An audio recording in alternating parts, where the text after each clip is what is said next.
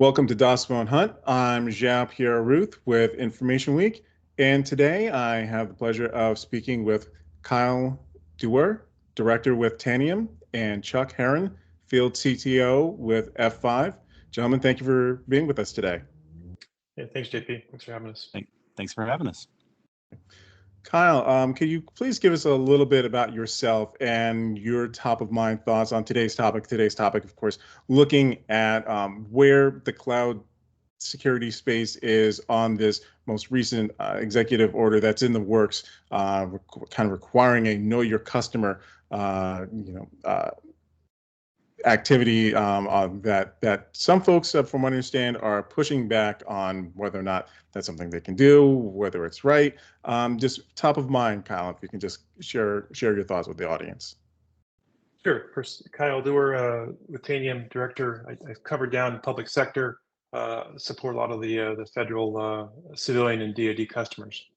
I think the two executive orders we're going to talk about today, EO 14110 and 13910 is, I think they're relevant to the space. We're in a complex information environment with an active adversary base that's trying to take advantage of the American people.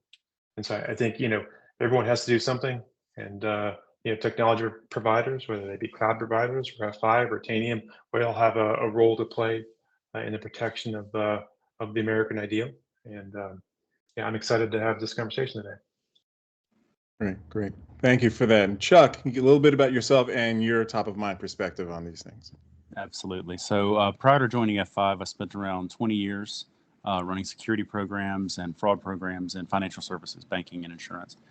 And my immediate thought is, I think everyone agrees on the what. I don't think everyone agrees on the how. And the bulk of the debate that I've seen so far with respect to these two executive orders is more on the specifics and are these measures going to be effective to achieve the desired outcome versus are there other ways that we could allocate resources to try to achieve the same what? So the EOs, in my view, they tend to lead a lot with the how, and I'm not sure that how is going to be really as effective as we want it to be. Gotcha. Great. And thank you for that. So again, let's kind of leading off from that and taking a little further. How some of the pushback I've been seeing and reading about from different outlets talk about organizations saying like that they can't, or that it's not going to be really feasible. That the potential burden of responsibility that's being called for here is something that is maybe out of reach or maybe not competitive. So first, piggybacking off of your comments just then, Chuck, how reasonable does it seem that cloud service providers could really, in a sense, monitor, their clientele from this perspective? It's a great question, and it kind of speaks to the heart of what I think a lot of the participants are talking about, which is I think that the burden needed to comply with the rules is achievable. The burden needed to actually achieve the objective of the rules, meaning to stop the advanced attackers, the nation state attackers, who, for them, creating something like a synthetic identity or pursuing one of the many exemptions in the rules is trivial. So what we see in the advanced attack space, especially, as we watch this very closely at F5, is that the top to 10% of attackers are responsible for roughly 90% of the damages. And when you're trying to go after those guys, you can't have exemptions and loopholes and things that are easy for them to exploit. And really, the problem here is not really so much a technical problem as it is a geopolitical problem. The technology monitoring what people do, that's not a challenge. But when I, for example, ran fraud programs in banking, at the time, synthetic identity fraud was something like 76 to 82% of new account fraud. And if that's an area that the big banks haven't yet, fully mastered, I don't know that new entrants, especially smaller providers that would be scoped into this requirements and resellers, are going to have any hope of compliance via the how that is being prescribed here with customer identification. I think it may be more fruitful to pursue sort of the secondary avenue in the EOs, which is more about suspicious activity monitoring and monitoring of the behavior. Because what I think is going to happen is you're setting incentives for people to overly comply because some of the restrictions are so broad, like any technology that could be potentially used in malicious activity, extraordinarily broad. And the easiest thing for people to do, because people follow incentives, I think is going to be to over-report and let law enforcement sort it out, which is going to waste law enforcement resources and not going to get us to the targeted goal. So I think a more nuanced and targeted approach is probably warranted to figure out what are the assets we're looking to protect, what are the behaviors we're most worried about. Because what I think is going to happen if we don't address those things is we're going to wind up with a bunch of synthetic identities, and we're not going to get the traceability that we're expecting, because it's going to be so trivial for the actors we're worried about to create synthetic identities and just get around it. Gotcha. Kyle, your perspective on that? Yeah, I mean, I think when you look at how reasonable it is, the FCC requires licensure for radio operation. Yeah, FINRA Rule 2090 requires knowing your client. You get the telephone rules. I think they're reasonable at their base. It doesn't mean that they're easy. Right? Being reasonable and rational is a lot different than being easy or technologically easy to implement. So I think the effort is well intentioned. I would pivot a little bit. Like, my background is national security, graduate from the U.S. Army War College. So I would say that this is more of a national security issue than a criminal issue. And so that's Department of Homeland Security. If you're doing Hunt Forward, that's a Cyber National Mission Force, right? And I think in the information domain, anything we can do to make it more difficult for our adversaries to surveil or from a cyber kill chain perspective, do cyber reconnaissance on the American people, I think it's helpful. That being said, it's not an easy problem to solve. I'm not as worried about the data sets, because as you start reporting and the data starts being collected, it's going to show patterns, and I'm confident that at the large data set level, the patterns will be more helpful than hurtful. But again, the assumption there is that the data will be properly processed and the algorithms will be developed. And there's a lot of, to Chuck's point, right? We've got the what, but there's a back end of the how that's going to be kind of challenging. That I don't want to over trivialize that the back end work that would have to be. Gotcha. Okay. So how much of a factor do you see cost, and Kyle, for you can start with this, cost and labor being part of some of the reluctance that might be out there? Or are there other factors aside from cost and labor that might be potential roadblocks or speed bumps towards kind of like, getting on board with this? Yeah, I mean, I definitely see a cost of a process cost. I mean, EO 14110 talks about a risk-based procedure for identity verification. I think, actually, let me correct that. I think that's EO 13984 talks about that risk-based process.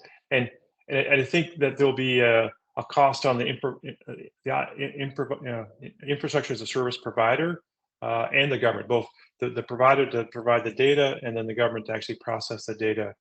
Again, from a cyber kill chain perspective, the reconnaissance activity would be the concern, but also there's an element of command and control, where that there's malicious activity. Chuck brought up a great point about the behaviors of these adversaries, and the sooner we're able to sort of craft the technology to detect those behaviors, that will kind of hedge on the part of allowing as much freedom of much autonomy in the infrastructure as a service space, while simply focusing on those behaviors that are risky or maybe of concern. It focuses our efforts. But in short, data, collecting user behaviors, bias, interests, yeah, that should concern everyone. We don't want the adversaries to collect that. We don't want them to know how we think, because they're going to apply that knowledge to manipulate, coerce, to misinform.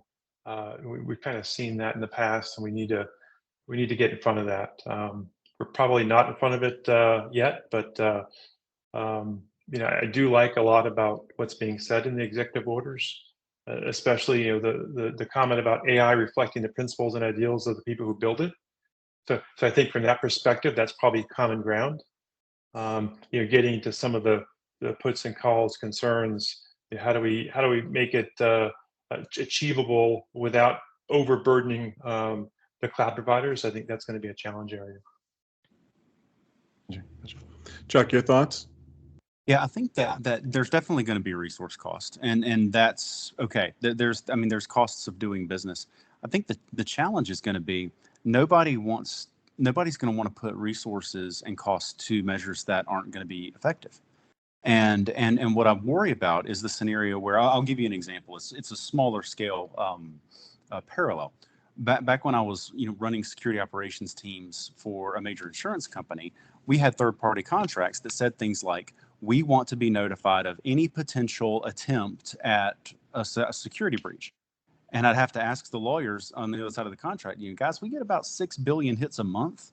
Is that really what you want? Because the signal to noise ratio is going to go the long way. So when you look at what industry is being incented to do, I'm not defending this, but I'm just people follow incentives. If you're going to have liability for underreporting, and the criteria are so broad as to be any potential tool that could be used for malicious cybercrime. I mean, during a pen test engagement, I hacked a major bank using stored procedures in Microsoft Excel. The breadth of the potential things that you're asking to be alerted on, and the incentive for industries to keep the costs low means that they're incented to just pipe everything to law enforcement, let law enforcement sort it out. And that is the wrong signal to noise ratio. There's no way to make it effective that way, which is why I'm advocating. So yes, let's do the monitoring. We're all on the same page of protecting national security. The threats are real. Our critical infrastructure is absolutely under attack. The how, though, of extraordinarily broad reporting requirements and substantial penalties for underreporting means that organizations are going to instinctively over-report so that they can reduce their liability for calling it wrong. Essentially, I told law enforcement everything I saw. It was up to you guys to sort it out. That's not the right approach. That's not gonna be effective in actually combating what we need. We need better ways to tune and get the signal much higher than the noise. And so, what I'm most concerned about is the incentives that these things set for private sectors. Gotcha. I'm going to combine a couple of questions real quick because I think that kind of works together. Chuck, do you think that looking at the aspects of privacy that obviously comes up almost all the time when we talk about security and being aware of things, with what's being asked for with these executive orders, is there any kind of sense that this is something that's severely going to encroach on the idea of privacy, as the various privacy advocates are speaking about that? And also with that, is there any kind of sense that with tech companies engaging with, following this executive order, does it put them in a place where they are kind of, so to speak, getting in bed with the government, which has been definitely something that different folks from different avenues have, they may take issue with the idea of here's a tech company, being able to, or, working to, look into people and raising questions of like, who's got the badge, who's running around doing this kinds of things, what are your thoughts about like kind of like that kind of, I guess, maybe philosophical questions that this kind of might stir up? It's a great question, and it's one that unfortunately I think is not going to go away anytime soon. And if you're old enough to remember the days of the Clipper chip and skipjack algorithm during the Clinton administration, right? And the NSA keys that are allegedly found in versions of Windows going way back, Huawei being excluded from 5G, like there's a long history of lots of governments interfering in private industry, such as banking. There's a tremendous amount of surveillance that goes on for banking customers as an extension of the federal government and its agencies.